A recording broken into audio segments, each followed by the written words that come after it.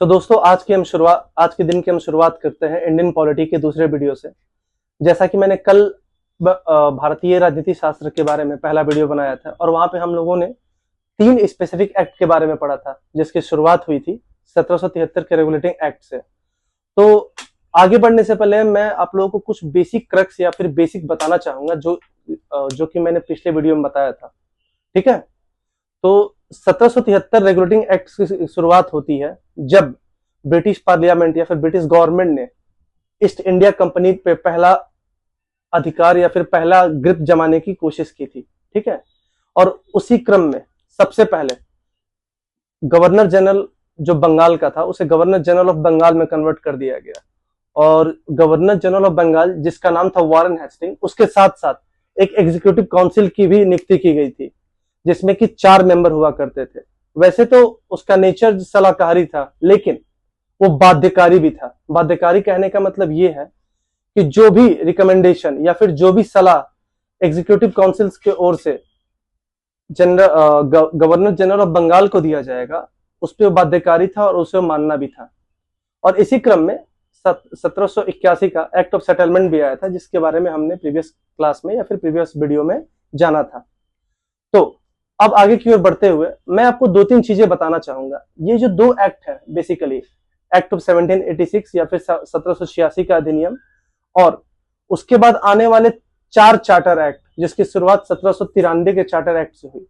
इसमें हम ये चीज समझ पाएंगे कि कहीं ना कहीं एग्जीक्यूटिव काउंसिल को कमजोर किया गया और साथ में जो गवर्नर जनरल ऑफ बंगाल था उसको मजबूत किया गया। उसमें क्या क्या चीजें की गई, किस किस नए अधिकारी को नियुक्त की गई, इसमें हम पढ़ेंगे। ठीक है, तो बढ़ते हैं एक्ट ऑफ 1786 की ओर। तो मैं चाहूंगा कि आप मेरे साथ साथ जिस पर्टिकुलर पॉइंट को मैं मार्क कर रहा हूं उस पर ध्यान दें आप। ठीक है, तो इसमें जो पहली चीजें पहली बात जो हमें जानना है कि इस 1786 के एक्ट में लॉर्ड कॉर्नवालिस जैसा कि आप नाम में देख पा रहे हैं, लॉर्ड कॉर्नवालिस। ठीक है, लॉर्ड कॉर्नवालिस उसकी नियुक्ति as a governor general of Bengal की गई। ठीक है, लेकिन ऐसा नहीं था कि उसे नियुक्ति दी गई और उसने उस नियुक्ति को सीधे स्वीकार कर लिया। उसने 2 महत्वपूर्ण शर्तें या फिर कंडीशन गवर्नमेंट के सामने रखी। वो क्या क्या शर्तें थी? पहला शर्त तो ये था कि जैसा कि मैंने आपको वीडियो की स्टार्टिंग में बताया था कि जो एग्जीक्यूटिव काउंसिल था उसका नेचर सलाहकारी था और वो सलाहकार बाध्यकारी था। तो उसने शर्त ये रखी कि जो एग्जीक्यूटिव काउंसिल की जो शक्ति बाध्यकारी होती है गवर्नर जनरल ऑफ बंगाल के ऊपर उसे समाप्त किया जाए। ठीक है, ओवर राइडिंग का मतलब यह है कि अगर उसे किसी भी तरह का सलाह दिया जा रहा है, ठीक है, और उसे ऐसा लगता है कि इस सलाह में या फिर इस रिकमेंडेशन में वो उसके साथ कॉम्प्लाई या फिर उसके साथ अपनी सहमति नहीं जता पा रहा है तो वो उसे रद्द कर सकता है या फिर नहीं मान सकता है। यानी कि अब उसके ऊपर जो सलाह दिया जा रहा था एग्जीक्यूटिव काउंसिल की ओर से बाध्यकारी नहीं था।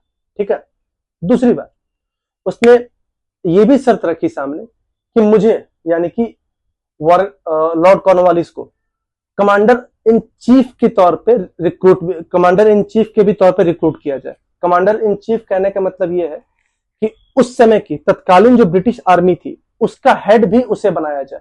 ठीक है, ये क्वेश्चन खासकर कमांडर इन चीफ वाला क्वेश्चन काफी बार पूछा गया। तो इस चीज को हमें बड़े ध्यान से समझना है कि किस गवर्नर जनरल ऑफ बंगाल ने यह शर्त रखी थी कि उसे नियुक्ति करने के बदले ब्रिटिश आर्मी का कमांडर इन चीफ भी नियुक्त किया जाए। तो इन 2 शर्तों के साथ एक्ट ऑफ 1786 में लॉर्ड कॉर्नवालिस को गवर्नर जनरल ऑफ बंगाल के तौर पर नियुक्त किया गया। तो ये रहा कहानी का एक हिस्सा। तो इसमें आपने क्या समझा? इसमें आपने ये समझा अब यहां से एग्जीक्यूटिव काउंसिल को कमजोर करने की शुरुआत कर दी गई थी। साथ में गवर्नर जनरल ऑफ बंगाल को एक ओर से एग्जीक्यूटिव काउंसिल को कमजोर किया जा रहा था और गवर्नर जनरल ऑफ बंगाल को मजबूत किया जा रहा था एडमिनिस्ट्रेटिव वे में। ठीक है, अब हम बढ़ते हैं चार्टर एक्ट की ओर। अभी तक हमने कितने 4 एक्ट को कंप्लीट कर लिया। कभी कभी आपके एग्जाम में कुछ नहीं तो आपसे सिर्फ एक्ट का साल पूछ लिया जाता है। तो मैं आपको एक बेसिक रिवीजन कराना चाहूंगा। सबसे पहले 1773 का रेगुलेटिंग एक्ट, ठीक है, जिसमें कि ब्रिटिश गवर्नमेंट ने ईस्ट इंडिया कंपनी को कंट्रोल करने की पहली शुरुआत की। अब उसके बाद जो दूसरा एक्ट आया था 1781 का अमेंडमेंट एक्ट, जो कि बेसिकली 1773 के रेगुलेटिंग एक्ट का अमेंडमेंट था, यानी कि उसमें सुधार था। इसके बारे में हमने पिछले वीडियो में पढ़ लिया था। जिन्हें भी इसके बारे में जानना है या फिर जिसकी ये पहली क्लास है, तो मैं चाहूंगा कि वो पहले वाले वीडियो में जाए।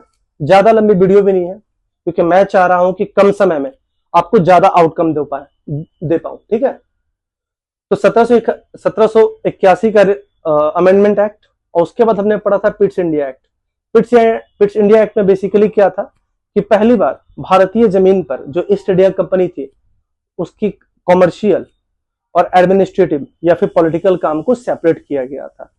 और इसी टर्म में मैंने आपको दो प्रॉपर टर्म यूज किया था, court of directors, board of control. Board of control को स्टैब्लिश किया गया था 6 मेंबर के तौर पर। तो ये बेसिक्स था जो मैं आपको बताना चाह रहा था। खैर, अब आगे की ओर बढ़ते हैं। अब मैं आगे आपको लेके चलता हूं 1793 का चार्टर एक्ट। ठीक है, अब इस 1793 के भी चार्टर एक्ट में हुआ क्या था, जो 1786 में ओवरराइड करने का या फिर सलाह ना मानने का जो कंडीशन लॉर्ड कॉर्नवालिस ने सरकार के सामने रखा था, और उस शर्त को मानते हुए सरकार ने उसे नियुक्ति पत्र दी थी। अब उस शक्ति को और मजबूत किया गया। ठीक है, और मजबूत किया गया और उसे और बढ़ाया गया। और सिर्फ ये जो शक्ति थी ओवरराइड करने वाली या फिर ना मानने वाली सलाह को, ये सिर्फ और सिर्फ गवर्नर जनरल ऑफ बंगाल तक लिमिटेड नहीं थी या फिर सीमित नहीं थी। ये जैसा कि मैंने आपको 1773 के रेगुलेटिंग एक्ट में बताया भी था कि मद्रास और मुंबई के जो गवर्नर थे, गवर्नर जनरल ऑफ बंगाल के सबऑर्डिनेट हो गए थे, यानी कि उसके अधिकार क्षेत्र के अंदर आ गए थे। तो ये जो मुंबई और मद्रास के गवर्नर थे, उन्हें भी ये शक्ति प्रदान की गई कि आप सलाह को नहीं मान सकते हैं। अच्छा, अब आगे की ओर बढ़ते हैं। जो गवर्नर जनरल ऑफ बंगाल था, उसे और शक्ति और मजबूत किया गया किस टर्म में, कि जो उनके नीचे जो गवर्नर मुंबई और मद्रास के काम कर रहे थे, उन्हें कहीं ना कहीं और कमजोर किया गया और गवर्नर जनरल की शक्ति मजबूत की गई। तो ये खैर उतना ही महत्वपूर्ण पॉइंट नहीं है जितना कि महत्वपूर्ण पॉइंट ये है कि जो ओवरराइड या फिर सलाह नहीं मानने की कंडीशन एक्सेप्ट की थी गवर्नमेंट ने, उसको यहाँ पे और मजबूती प्रदान की गई। ठीक है, ये दो पर्टिकुलर पॉइंट हुआ।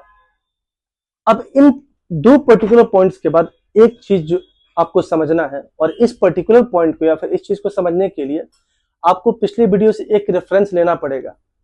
जब मैंने इस इतिहास पॉलिटी के वीडियो की शुरुआत की थी, उससे पहले मैंने आपको भारत का इतिहास के बारे में थोड़ी सी जानकारी दी थी, और वहां मैंने आपको एक बात बोला था कि 1600 ईस्वी में एलिजाबेथ फर्स्ट ने चार्टर के थ्रू ईस्ट इंडिया कंपनी को भारत में व्यापार करने की शक्ति प्रदान की थी, जो कि 15 साल के लिए था।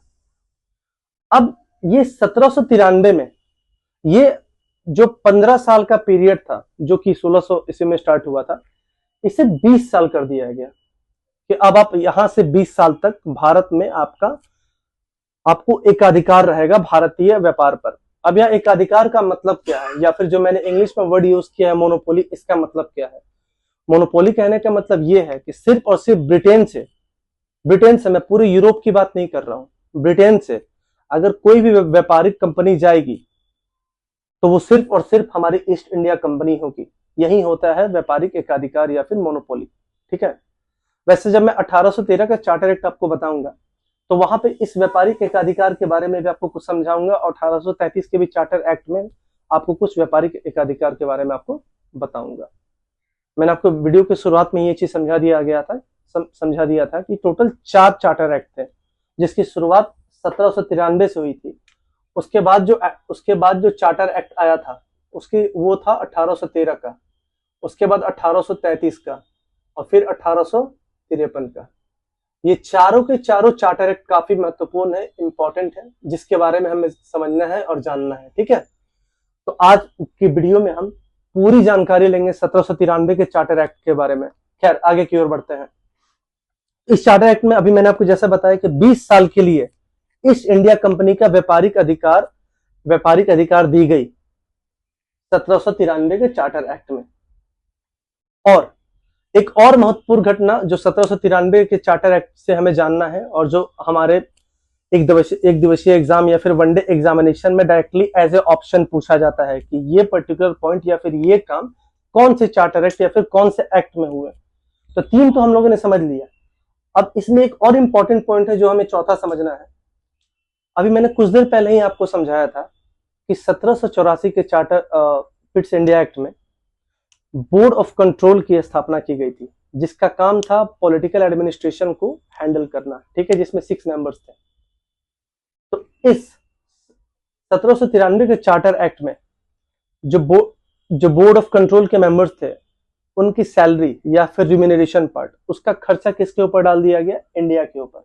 इसके लिए इंडिया या फिर इंडियन रेवेन्यू के ऊपर। तो आपसे क्वेश्चन पूछा जाता है कि कौन से चार्टर एक्ट में या फिर कौन से एक्ट में बोर्ड ऑफ कंट्रोल के मेंबर्स की सैलरी या फिर एक्सपेंसेस भारतीय राजस्व के ऊपर डाल दिया गया था या फिर इंडियन रेवेन्यू के ऊपर डाल दिया गया। तो हम इसका सीधा सीधा आंसर करेंगे चार्टर एक्ट 1793। तो ये रहा कहानी कुछ एक्ट ऑफ 1786 और चार्टर एक्ट 1793 में। तो मैं होप कर रहा हूं कि आपको ये सीरीज काफी अच्छी लग भी रही होगी, और जैसा कि प्रीवियस वीडियो में रिस्पांस मिला है और मेरे लिए काफी एनर्जेटिक होता है आपका इस तरह का रिस्पांस।